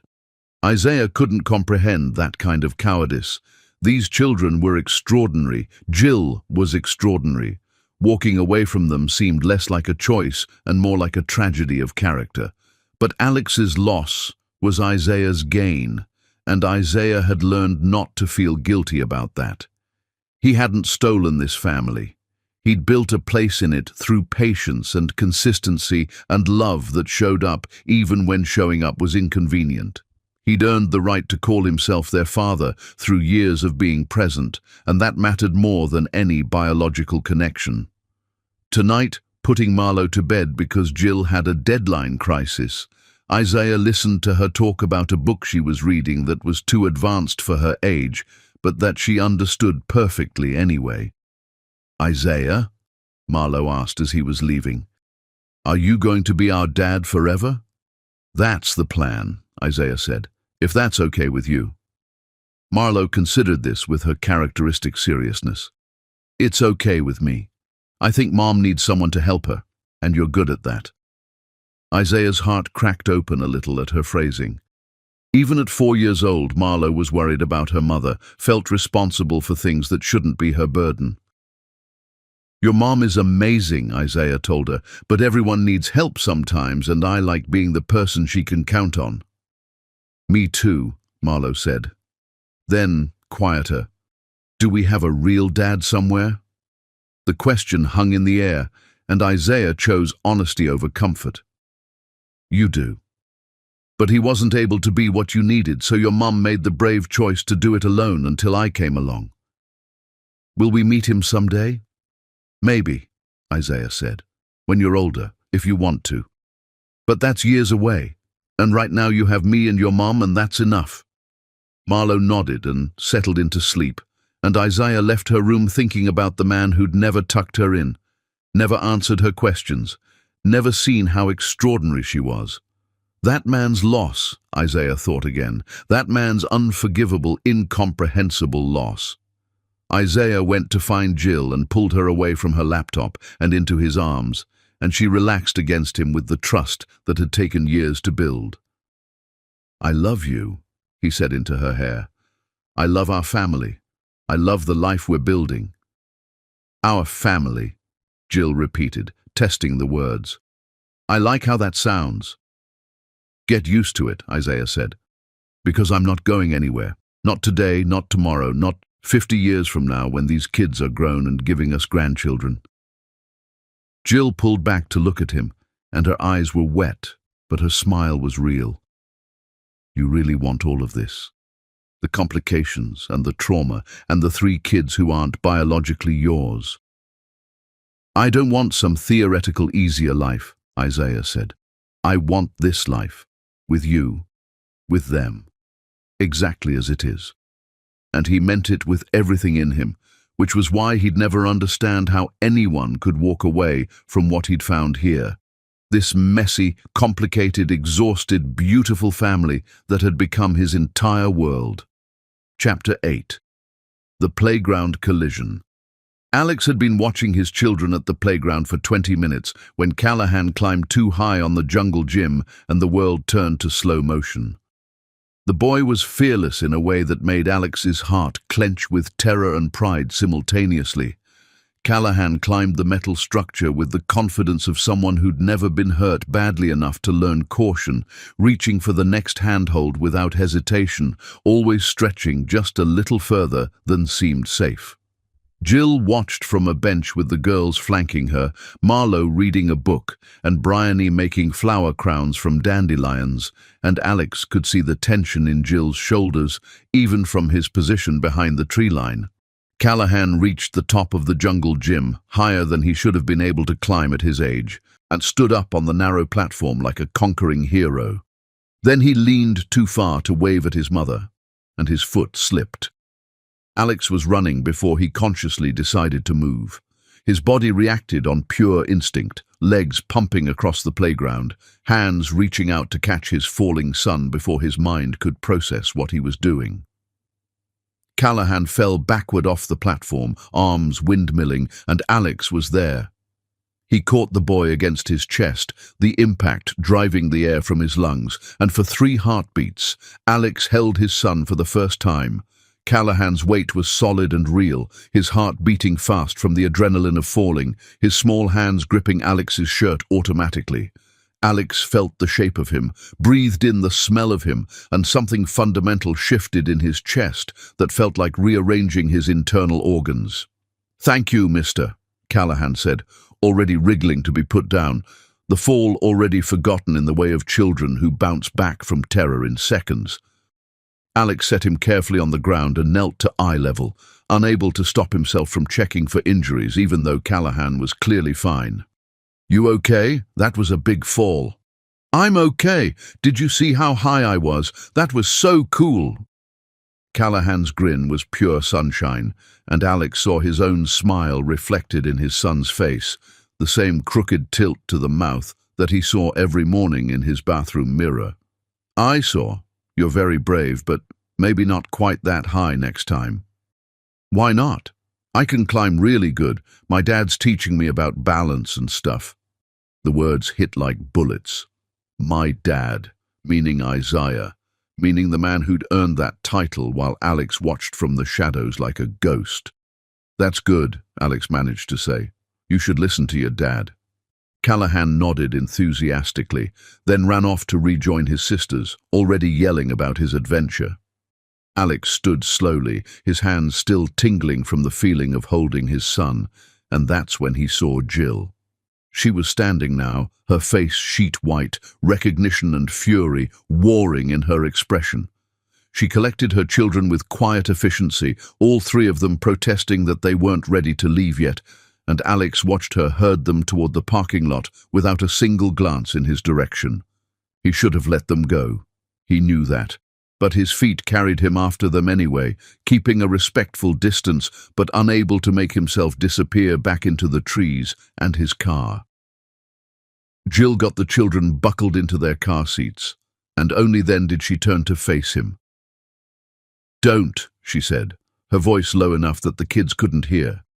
"Don't say anything, don't explain, just get in your car and leave." "I just wanted to see them," Alex said, and hated how pathetic he sounded. "I wasn't going to approach them. I just needed to see that they were okay. They're fine. They've always been fine, because I made sure of it." Jill's hands were shaking as she closed the car door. "You need to stop this. Stop following us. Stop watching them. Stop showing up in our lives like you have any right to be here. They're my children too." "No," Jill said, and the word was absolute. "They're biologically related to you. That's not the same thing as being yours. You gave up any claim to them when you told me to get out while I was pregnant and bleeding. I made a terrible mistake, the worst mistake of my life. Can't you understand that I'm trying to—" "Trying to what?" Jill interrupted, and her voice was steel wrapped in ice. "Make yourself feel better? Ease your guilt by watching them from a distance. You don't get to do that. You don't get to stalk your own children because you're too much of a coward to actually step up and be their father. I want to step up if you'd just let me—" "Let you what, Alex? Meet them, confuse them about who their father is, destroy the family we've built because you finally decided you want to play daddy now that all the hard parts are over?" Alex felt anger flash hot through his guilt. "I would have been there for the hard parts if you'd let me. You disappeared completely. You made it impossible for me to find you." Jill laughed, and it was the ugliest sound Alex had ever heard. "I was in the hospital for months. I filed for divorce through a lawyer. The medical bills have your name on them even though you tried to pay and I refused. You could have found me if you'd actually tried, instead of just giving up the second I made it difficult." The truth of it hit him like a slap.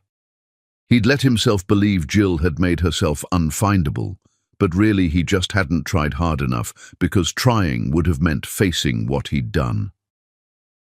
"I'm getting married," Jill said, and the statement dropped between them like a bomb. "In 6 months. To Isaiah, the man you've probably been watching take care of my children because you're obsessed enough to stalk us but not brave enough to actually do anything about it." Alex felt the world tilt underneath him. "You're marrying him." "I'm marrying the man who showed up when you left.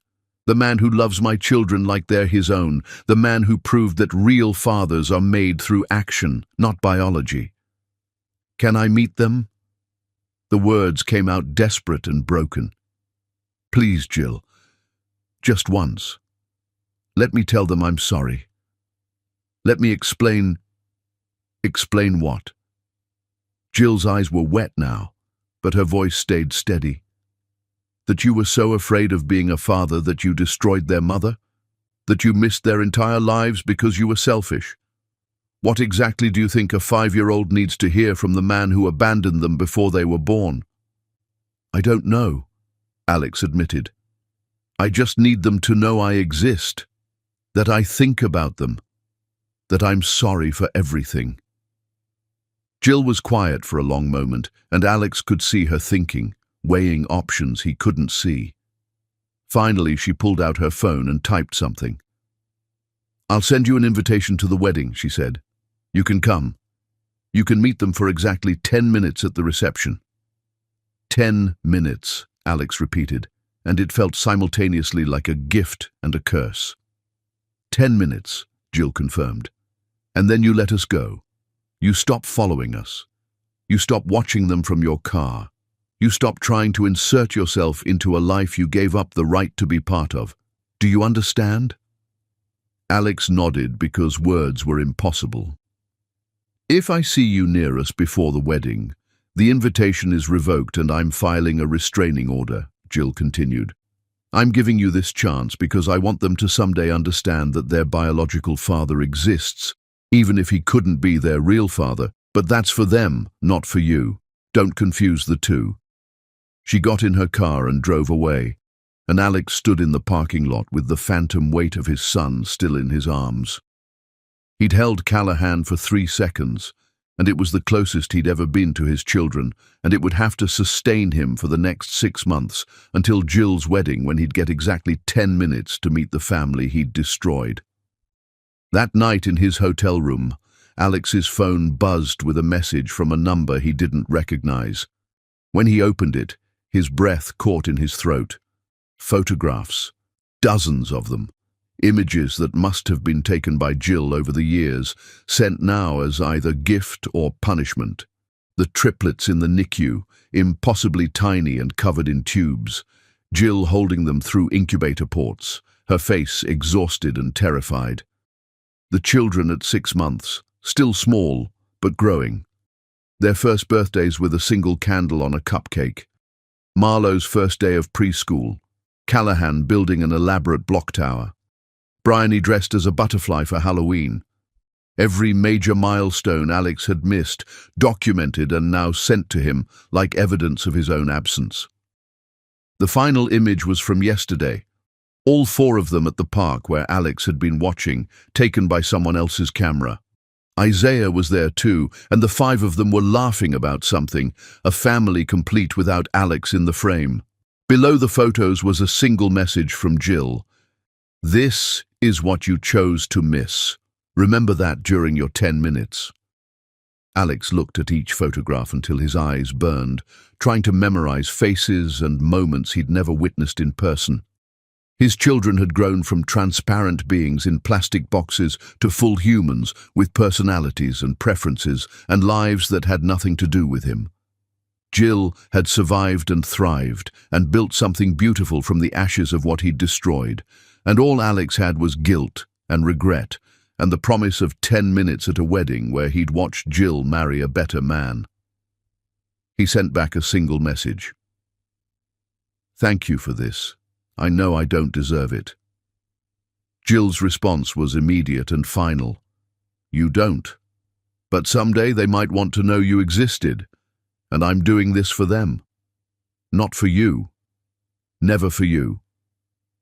Alex set his phone down and sat in the dark hotel room surrounded by his expensive things that meant nothing, and understood with perfect clarity that some damage is permanent, some mistakes are unforgivable, and some families are lost forever, no matter how desperately you want them back.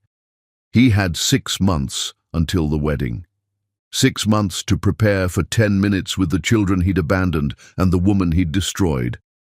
6 months to figure out how to fit a lifetime of apology and regret into a brief meeting that would never be enough to undo what he'd done. Outside his window, Portland settled into night, and somewhere in this city his children were sleeping safely in beds he'd never seen, in a home he'd never visited, dreaming dreams he'd never know, loved by a father who'd earned that title through showing up while Alex was too busy being afraid. Chapter 9. The confrontation that ends everything. The cafe was intentionally neutral, a small place in a neighborhood neither of them had history in, and Jill arrived exactly on time wearing armor made of expensive clothes and perfect makeup. Alex was already there, sitting at a corner table with coffee he hadn't touched, and when Jill walked in, his heart did something complicated that felt like breaking and healing simultaneously.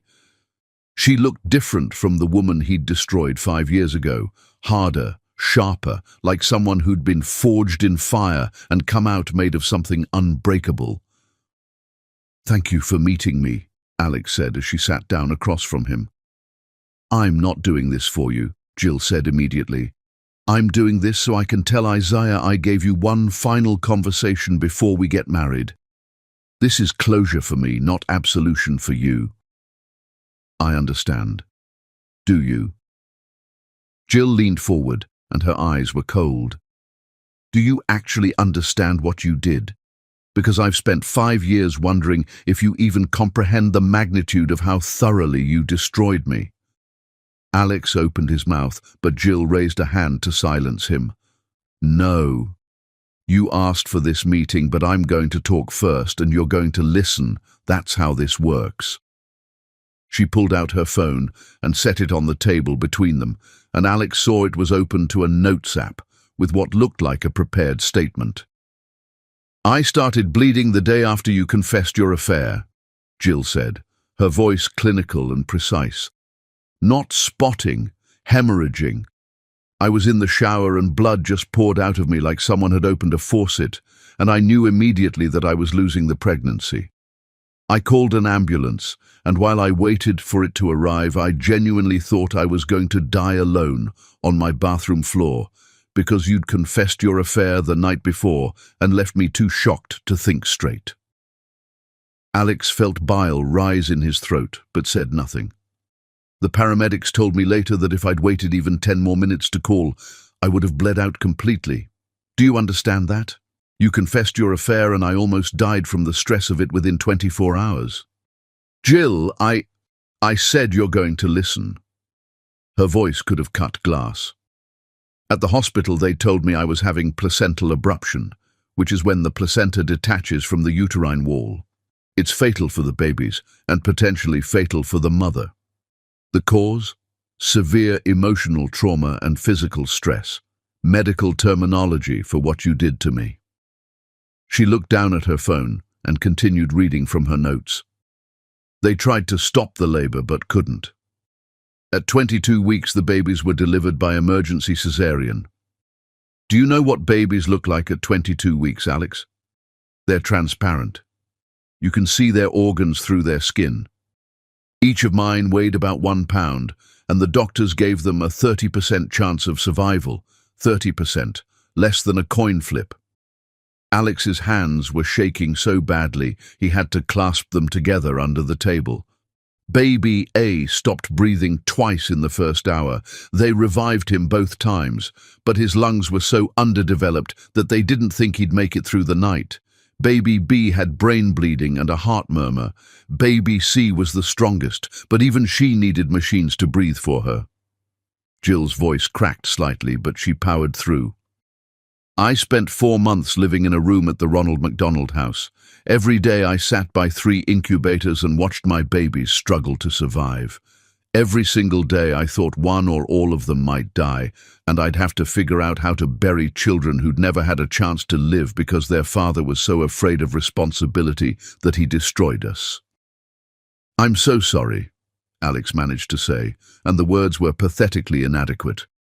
Your sorry means nothing, Jill said. Do you want to know what the hardest part was? It wasn't watching them fight to live, though that was hell. It was doing it completely alone. Every terrifying moment, every procedure, every time alarms went off and I thought they were dying, I faced it by myself because you'd thrown us away like we were garbage. She looked up from her phone now, and her eyes were dry but furious. They survived, in case you were wondering how this story ends. All 3 of them. Against every odd, they lived. And I brought them home after 4 months and realized I'd done the impossible without you. I'd kept them alive through sheer force of will, and I didn't need you anymore. I didn't want you anymore. You'd proven that you weren't capable of being what we needed. I would have been there if you'd let me find you. Alex tried again, knowing even as he said it that it was a lie. Stop. Jill's voice was sharp. Stop rewriting history to make yourself the victim. You could have found me. The hospital bills had your name on them. The divorce papers came from a lawyer's office with a phone number.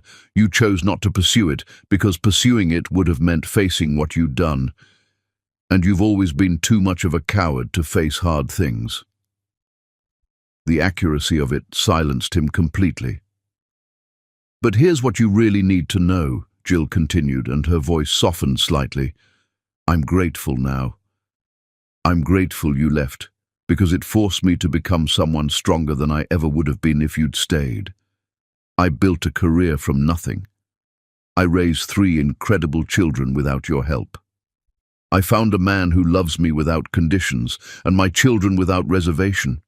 Isaiah is everything you could never be, and I'm marrying him in 6 months because he proved that real love shows up. Can I meet them? Alex asked, and hated how desperate he sounded. The children. Can I be part of their lives somehow? No, Jill said simply. You can meet them once for 10 minutes at my wedding reception. I'll introduce you as someone who knew me a long time ago. You can see that they're real and alive and thriving. And then you're going to leave and never contact us again, unless someday when they're adults, they choose to find you. That's not fair. I'm their father. No, Jill said, and her voice was ice. You're the man who contributed DNA. Isaiah is their father. He's been there for every nightmare and every triumph. He taught Callahan to ride a bike and helps Marlo with her reading and encourages Bryony's imagination. He loves them unconditionally and they love him. That's what makes someone a father, Alex. Not biology, presence. I want to be present now. It's too late, Jill said. You don't get to show up after 5 years and expect to slot into their lives because you finally feel guilty enough to care. They have a father, they have a family, and you're not part of it. Alex felt something inside him shatter completely. Please, I'm begging you. Give me a chance to prove I've changed.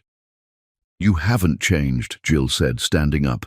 You're just finally facing consequences you managed to avoid for 5 years. And you don't like how it feels. But I don't care about your feelings, Alex. I care about protecting my children from people who would hurt them, and that includes you. She picked up her phone and gathered her things, preparing to leave. I loved you, Alex said, and his voice broke on the words. I loved you, and I destroyed us, and I've regretted it every single day since. Doesn't that count for anything? Jill looked at him with something that might have been pity on anyone else's face, but on hers looked more like exhausted contempt. You loved me the way you were capable of loving, which was selfishly and conditionally and only when it was convenient. Isaiah loves me the way I deserve to be loved, which is completely and without reservation, and even when it's hard. That's the difference between you. She turned to leave, then paused and looked back one final time. You'll get your 10 minutes at the wedding. Use them wisely, because that's all you're ever going to get. And Alex? When those 10 minutes are over, I want you to walk away and build a life that doesn't include us. Find someone to love who you're actually capable of loving well. Have children you're actually prepared to be a father to, but leave mine alone. They deserve better than your guilt and regret.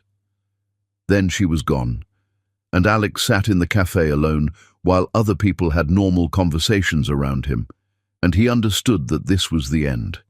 There would be no redemption arc, no second chance, no happy ending where he proved himself and earned his way back into their lives. He'd destroyed everything that mattered 5 years ago, and now he'd have to live with that destruction forever. 10 minutes at a wedding, and then nothing. A lifetime of watching from the outside while his children grew up calling another man father, while Jill built a life with someone who deserved her, while the family he'd abandoned thrived without him. Outside the cafe window, the world continued turning, indifferent to small tragedies and large regrets. Alex sat in the wreckage of his own choices and finally understood that some mistakes are simply too enormous to ever be forgiven, and some damage can never be repaired no matter how desperately you want to undo what you've done. He'd lost them, completely and irrevocably, and he had no one to blame but himself. Chapter 10. The wedding where he loses everything. The wedding was small and perfect, held in a garden that blazed with late summer flowers, and Alex sat in the last row, watching Jill marry the man who'd become everything Alex had refused to be. Isaiah stood at the altar in a grey suit that fit him perfectly, and when Jill appeared at the end of the aisle, his face transformed with a joy so pure it was painful to witness. Jill wore a simple cream dress that made her look like something from a dream, and she walked toward Isaiah with confidence that spoke of certainty instead of fear. But what destroyed Alex completely was the children. Marlo walked ahead of her mother as junior bridesmaid, wearing a dusty blue dress and carrying flowers with the serious concentration she brought to everything. Bryony came next as flower girl, scattering petals with elaborate theatrical flair. And Callahan brought up the rear as ring-bearer, carrying a pillow with exaggerated carefulness that made the small audience laugh. They moved through the ceremony with complete comfort, because this was their family, their celebration, their father getting married to their mother. Alex was just a stranger in the back row, watching a play about someone else's happiness. When the vows came, Alex wanted to leave, but couldn't make himself move. "Jill," Isaiah said, his voice steady and clear, "I promise to love you not just today, but every day, in good times and bad. I promise to love Marlo and Callahan and Bryony as my own, because they are my own in every way that matters. I promise to be the father they deserve, the partner you deserve, showing up every single day for the rest of my life."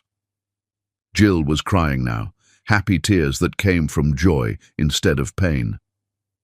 "Isaiah," she said, her voice thick with emotion, "you taught me that love isn't fear. You taught me that real men show up instead of running away.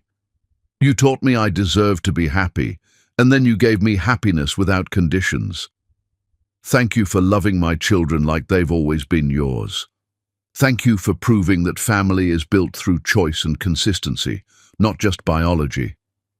The words were knives in Alex's chest. This was what real love looked like. Everything Alex had been too afraid to do.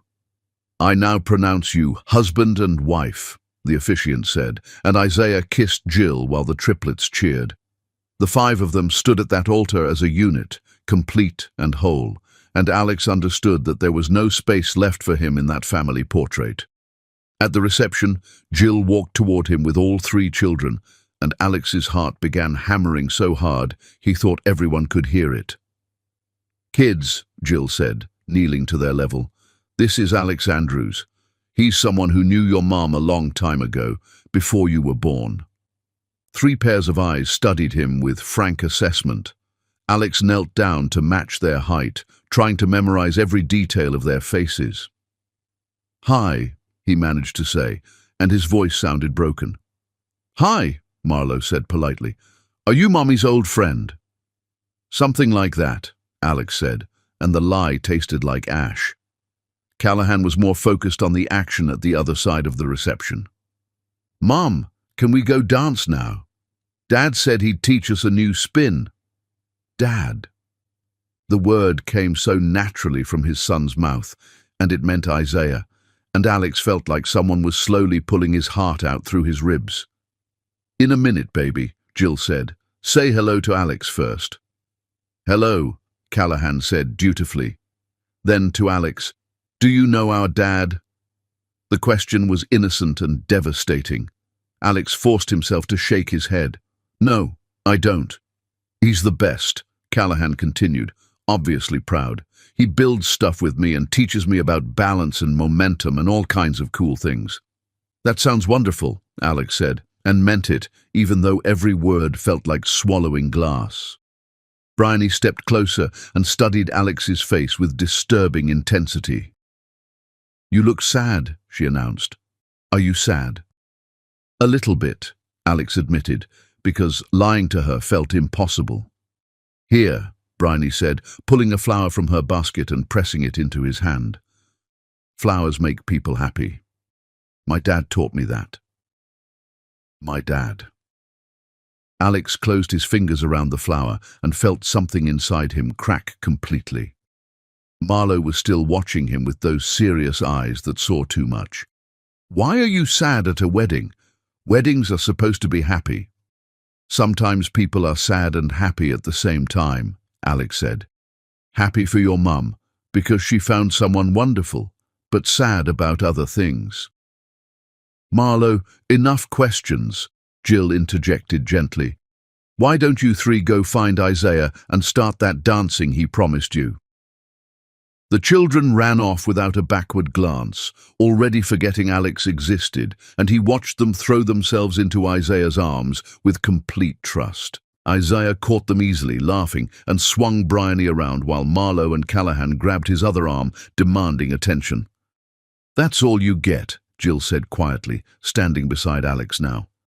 10 minutes, and now they've met you and moved on, exactly like I told you they would." "They call him Dad," Alex said, unable to stop himself. Of course they do. He is their dad. He has been since Bryony was 2, and he saved her life and then kept showing up every single day after that. Alex turned to face her, and he knew his face was wet with tears. I made the worst mistake of my life. I was so afraid of being trapped that I destroyed the only things that ever mattered. I'll regret it every day until I die. I know, Jill said, and there was no satisfaction in her voice, just exhaustion. But your regret doesn't change anything. It doesn't give you back what you lost. It doesn't make you their father. I'm sorry, Alex said, knowing the words meant nothing but needing to say them anyway. I'm so deeply sorry for all of it. I'm not, Jill said, and that surprised him. I'm not sorry anymore. I was for years. I was angry and hurt and broken. But now I'm just grateful.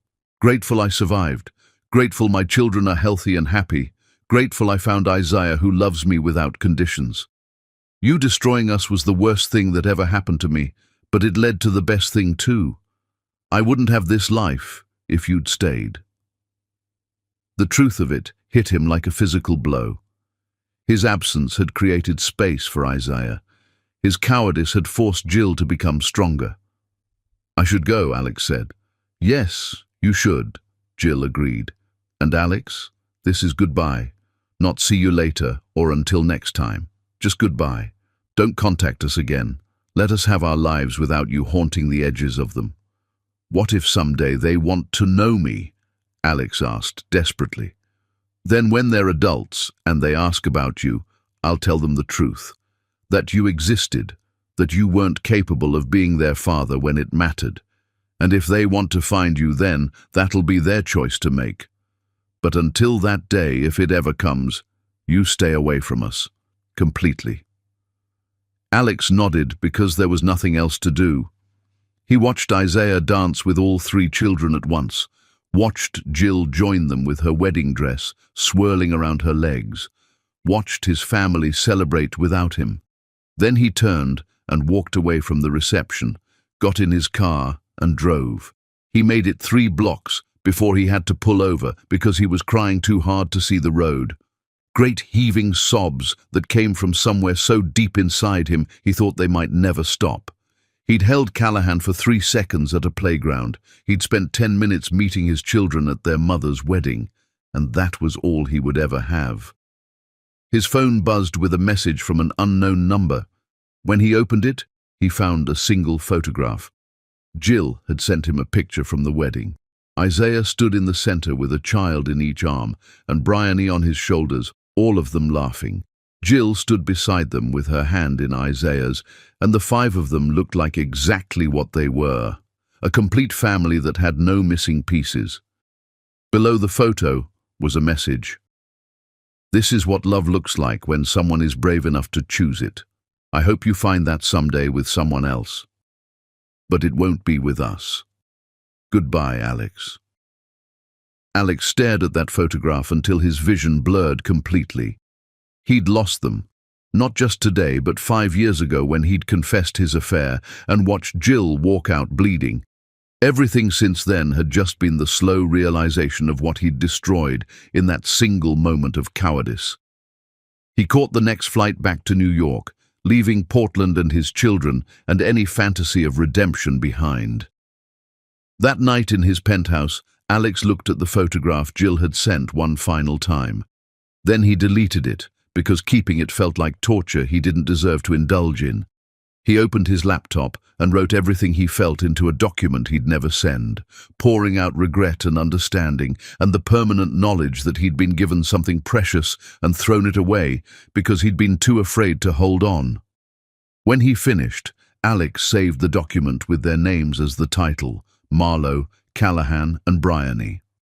Then he closed his laptop and sat in his expensive apartment, surrounded by success that meant nothing, understanding that this was his life now, alone, regretful, living with permanent consequences.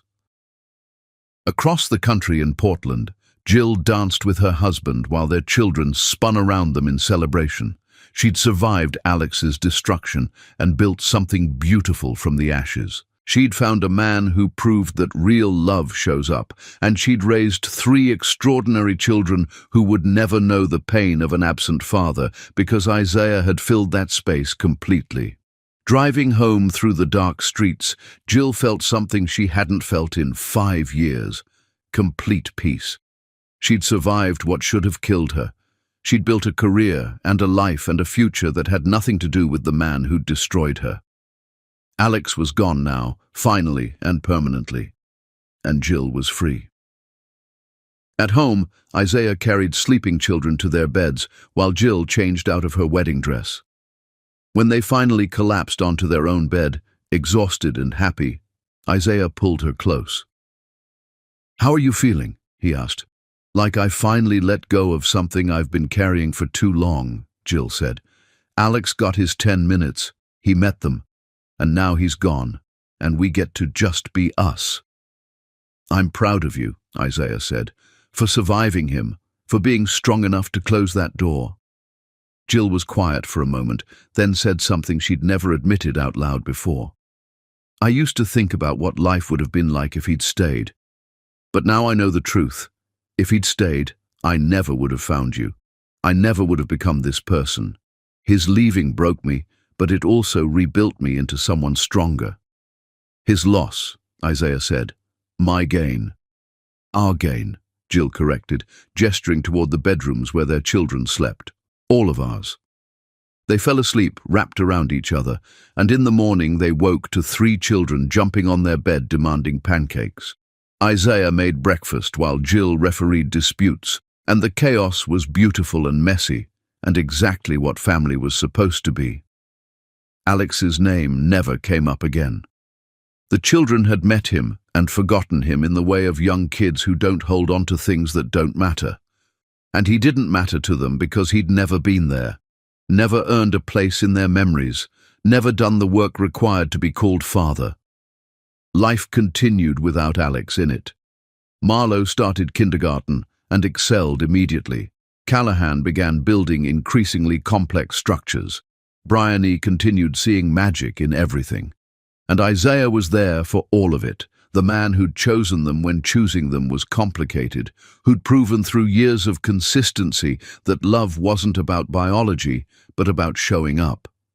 Jill's business continued growing. She and Isaiah bought a bigger house with a yard large enough for the treehouse Callahan had been dreaming about. They hosted birthday parties and holiday dinners, built traditions and memories, created a life that was full and happy and complete. And somewhere in New York, Alex lived with his choices. He thought about his children every day, wondering what they were doing, who they were becoming, knowing he'd never know those answers. Years would pass. Maybe someday when Marlowe, Callahan and Bryony were adults, they'd ask about their biological father and decide whether they wanted to seek him out. Maybe they would, maybe they wouldn't. That was their choice to make.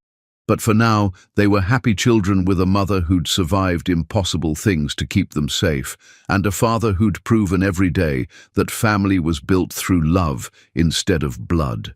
They were growing up whole and loved and secure, and that was all that mattered. Alex had gotten his 10 minutes at the wedding. He'd met his children and watched them call another man father.